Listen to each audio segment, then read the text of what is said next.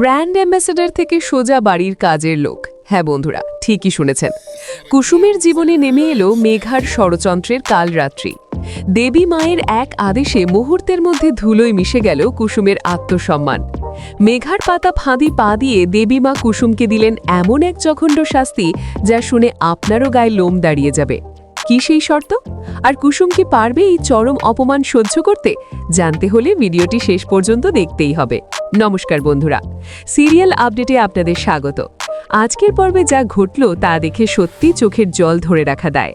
আমরা জানতাম মেঘা কুসুমের পিছু ছাড়বে না, কিন্তু সে যে এতটা নিচে নামতে পারে তা ভাবনার বাইরে ছিল।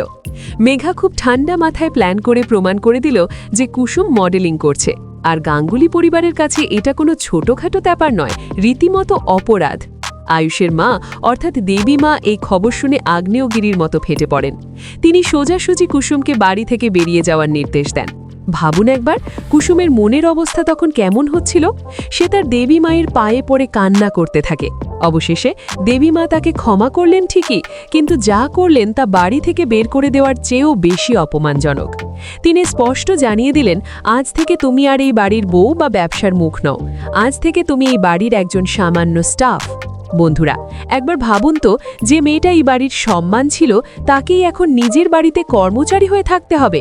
আর পাশে দাঁড়িয়ে সব দেখে পৈশাচিক আনন্দ পাচ্ছে মেঘা।